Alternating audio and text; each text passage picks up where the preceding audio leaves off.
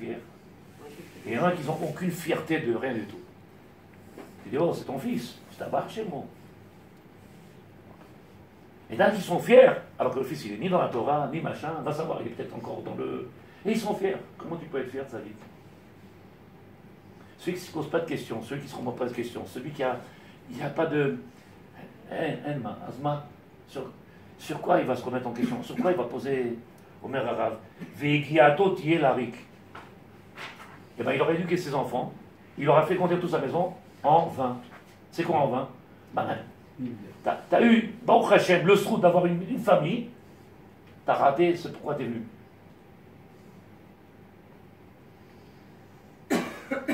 T'as raté, c'est pourquoi t'es venu au monde. On t'a mis une mission, le maître du monde, il t'a donné à chaque moment possible où t'es capable de pouvoir faire et de entreprendre. Il sait ce qu'il fait, il sait pourquoi tu ne donnes pas dans enfant maintenant, il sait pourquoi il ne te marie pas tout de suite, il sait pourquoi tu as un travail comme ça, il sait pourquoi un travail dur. Pourquoi tu as un travail dur? Parce que si tu donnes l'argent facile, demain on va te retrouver avec des... à la plage, le pire on est montagne avec des... On sait, on te connaît. En tout cas, lui te connaît. On sait. Celui-là, non. Au charbon. C'est un bar, c'est bon. Où il y a à cause. Il dit le Rav. Le pire, c'est que même le salaire du monde futur, tu le perds. Pourquoi? Parce que tout ce que tu as fait dans ce monde-là, tu ne l'as pas fait parce qu'il a demandé, tu l'as fait comme tout le monde le fait. Et donc tu n'as pas eu le résultat. Et comme tu n'as pas eu le résultat, tu n'auras pas le fruit ou l'usufruit de tout ce travail-là. Je me suis toujours posé la question de ça des quelqu'un. C'est la question, peut-être qu'ils n'ont pas de réponse. Mais comment il fait un bonhomme? Il a vécu. Il s'est marié avec une Goya, il a vécu comme un goy. Je parle d'un bon juif, un bon juif, vous avez entendu? Un bon juif. Il a vécu avec une Goya, il a des enfants, il a fait tout. Et après, il dit avec sa femme, tu me brûles. Je dois rien à personne. Et tu me jettes au chameau là-bas dans... Ça marche, c'est bon, quoi. Il croit en rien. Il n'a pas de... Je dois rien à personne. J'ai vécu, j'ai bouffé. Je me suis fait mon complet de poisson tous les dimanches. Tous les dimanches, avec les œufs et le machin. Tous les dimanches, mon couscous le vendredi soir.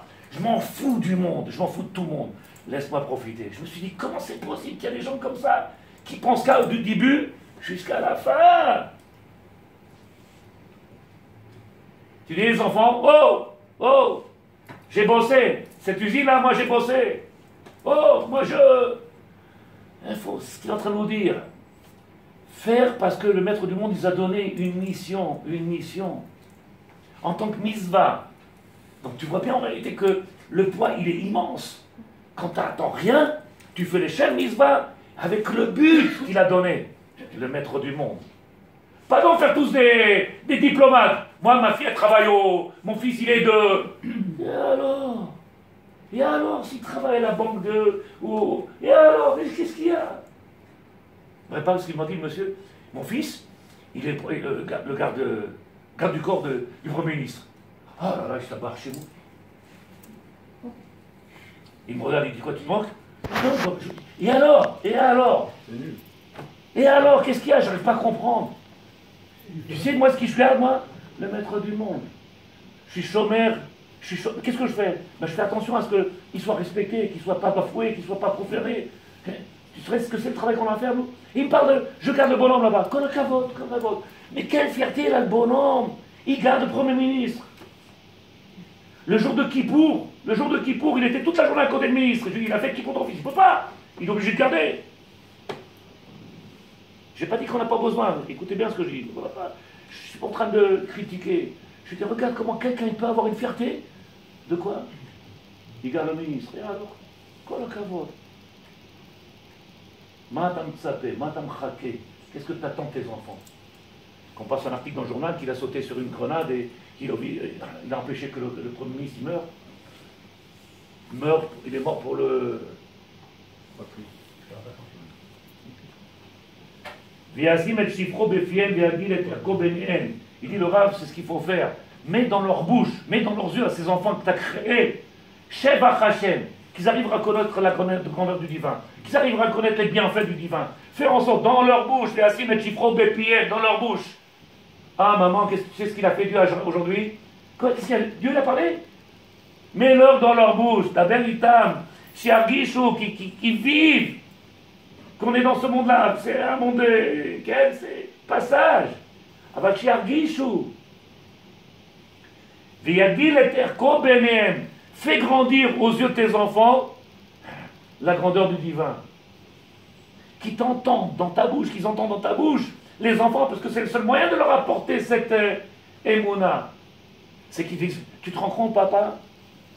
Bah, oh, vous vous rendez compte ce qu'il a fait? J'aurais pu, qu'est-ce qu'il n'a pas? Ils entendent le miel qui coule de ta bouche. Qu'est-ce qu'il a dit la semaine dernière ou 2 semaines? J'ai toujours dit, Baruch Hashem. Ken, tu n'étais pas dans la Torah. Ça ne tient pas debout. Ça ne tient pas debout.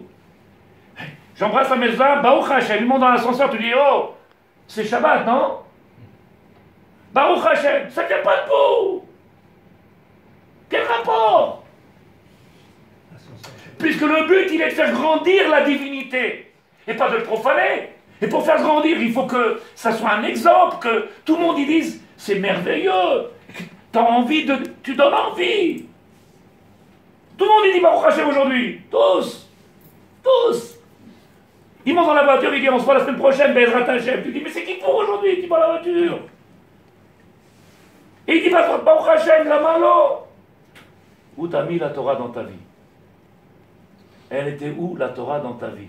À ton quotidien, dans quoi tu as vécu? Comment tu as vécu? Ce qui a marqué, la première des choses qu'on t'a demandé, le travail immense qu'il nous a donné Hachem, avoir ce regard-là qui nous a donné, un regard de Tzadikim qui est maître. J'ai l'impression que c'est, peut-être les mots, il n'est pas bon, mais presque surnaturel. Surnaturel. Être capable de vivre, de palper le divin et de le transmettre au matin, au soir, avec nos enfants, avec nos descendants. Chez Yargishu, regardez les mots qu'il y a marqué. Az Elokim Ya'azor Lahem. Az Elokim Ya'azor Lahem. À ce moment-là, tu vois que le maître du monde, il met la main à la pâte. Shigmerulo Tov Ba'olam Hazeh. Pour que dans ce monde-là, tu arrives à faire ce qu'il attend de toi. Si tu vois, n'arrives pas tout seul, tu ne peux pas tout seul, c'est impossible. Un jour, mon patron en France, je parle de ça il y a quelques années quand même, il m'a dit, vous êtes heureux, vous, hein, les religieux, vous êtes une espèce, comme ça il m'a dit presque une espèce en voie de disparition, mais ça marche, c'est bon.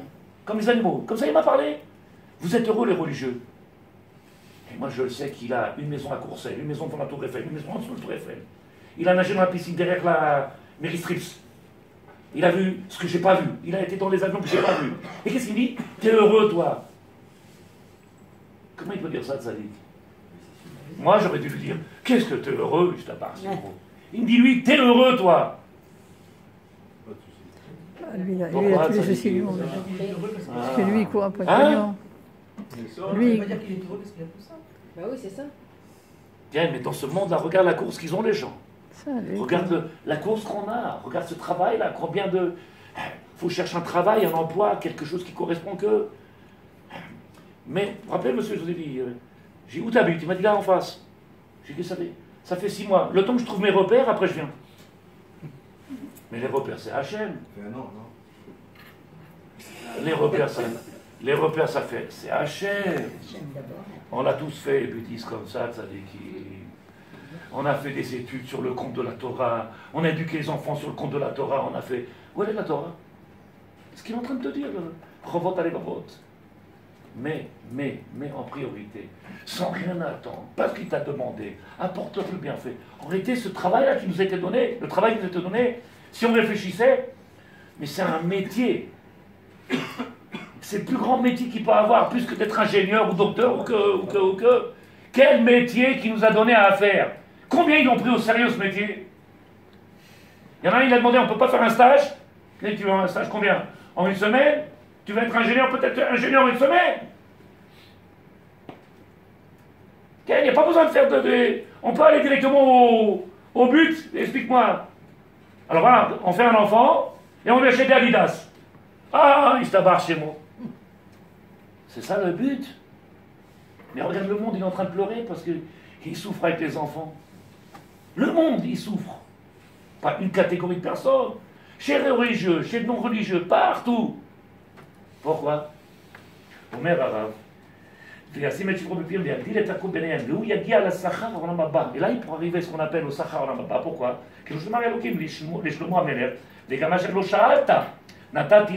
Et même ce que tu n'auras pas demandé, il te donnera. Ce que tu as demandé, c'est pas chou. Même ce que tu ne demandes même pas, il te l'apporte. Pourquoi? Parce que c'est pas chou. Batel Retsoncha, tu t'es annulé devant lui. Donc il fera sa volonté, il la fera la tienne. Qu'est-ce que tu veux? Je t'ai rien demandé, tiens. Je t'ai rien demandé, tiens, voilà pour toi. Pourquoi faire tout ça?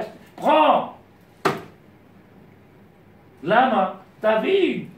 Essaye de comprendre comment le travail, je ne sais pas si on a le droit de dire ça. Quel métier qu'on a?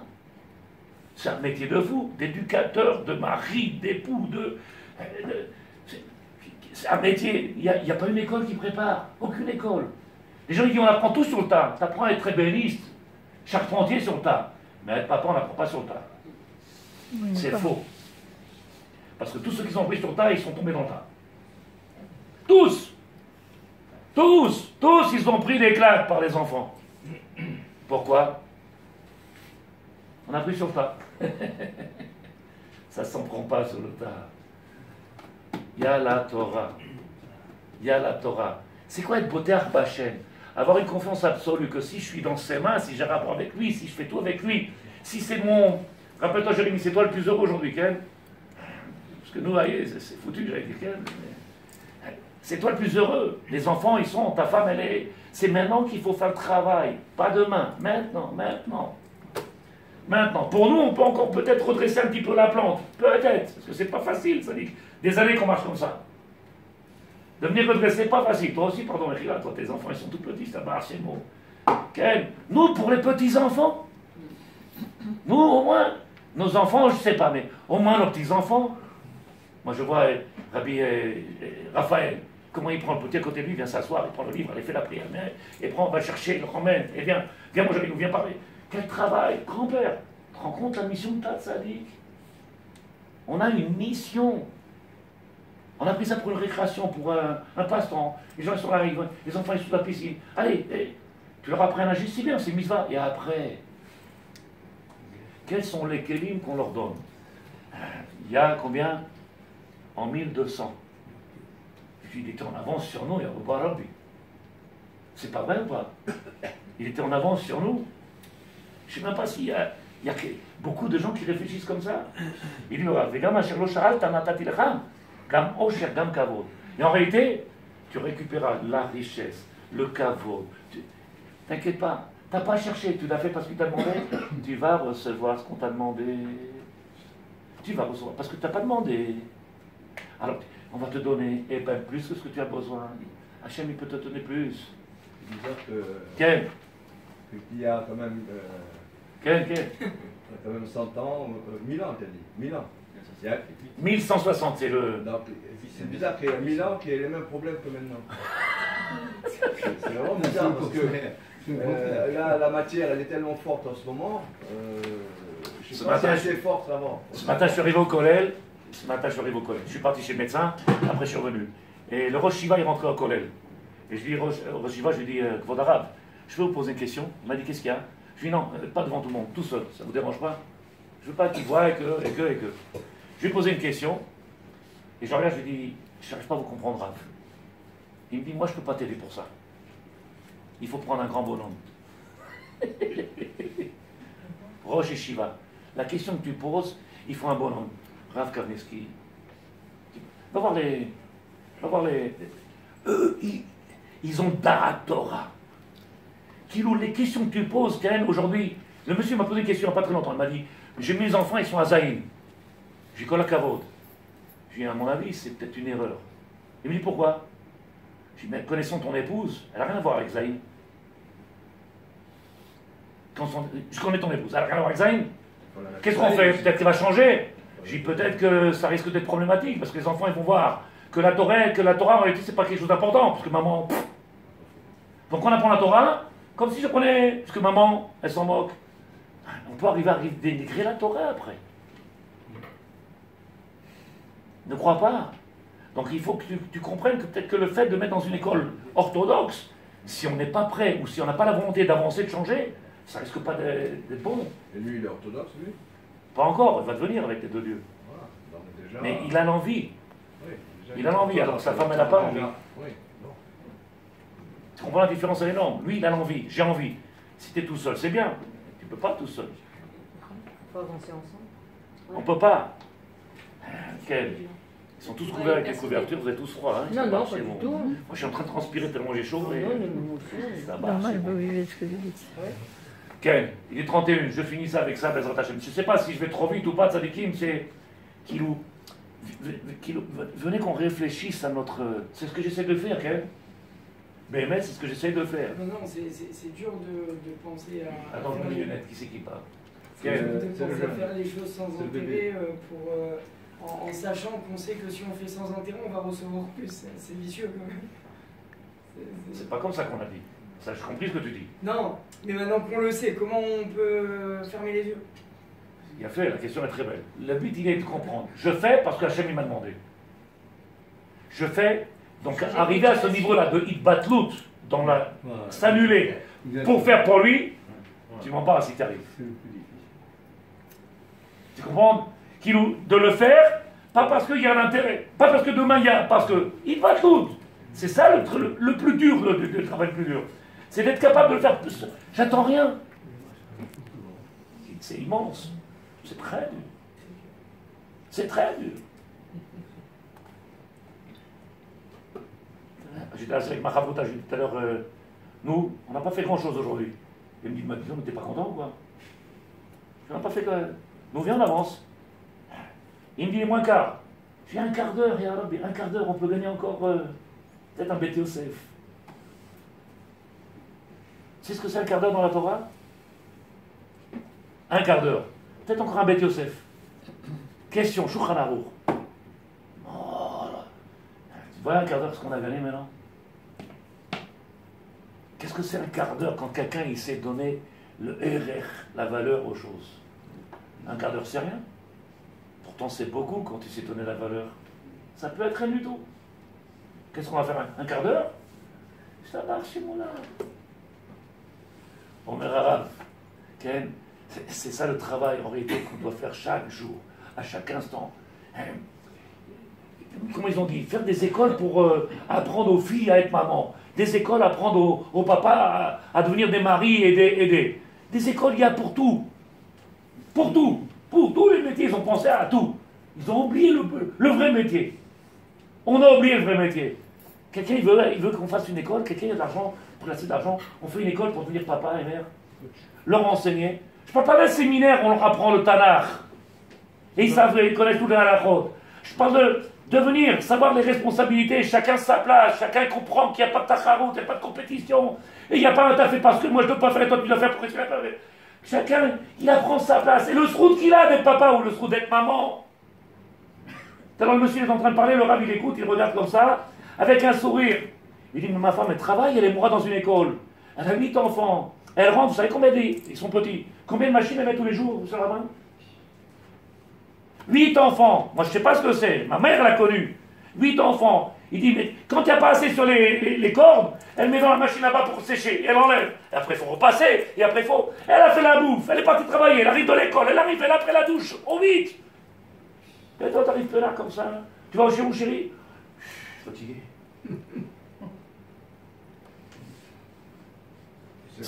Si remplace-la 2 jours, remplace-la. 3 jours. Il faut une semaine de cimer là-bas. Mais personne n'y comprend en réalité de Tzadikim. Maintenant, quand elle comprend le srout qu'elle a, elle le fait avec une énergie.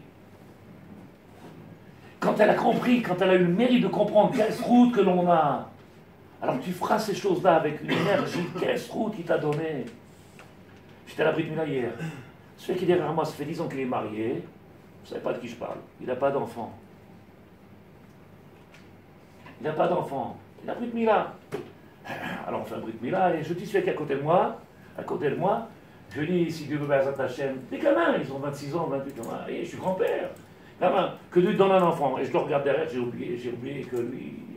Alors je me regarde, je lui dis, que Dieu il fasse que cette année on puisse venir et se réjouir. Et j'ai regardé dans ses yeux de Tzadikim, tout le monde avait le sourire. pendant toute la Brit Mila. Il avait les larmes aux yeux. Je me suis retourné, j'ai dit avec mon ami, j'ai dit, tu as vu la tristesse qu'il y a dans ses yeux? Pourtant, tout ce qu'il fait Hachem, il est bon, caché. Caché. Je le sais, t'as raison, je le sais. Alors elle s'est cachée. Lui, c'est son 6e, et moi, ça fait 10 ans que j'attends. Caché, va lui expliquer, va lui dire, t'as mis Racham. Il avait les larmes aux yeux. Comment on dit les larmes aux yeux? Les larmes aux yeux. Ou les yeux larmoyants. Ou les yeux larmoyants. Est-ce que quelqu'un comprend? Est-ce que vous avez une question, ça l'équipe, sur ce qu'on vient de dire? Tiens, qui est-ce qui a une question, ça l'équipe?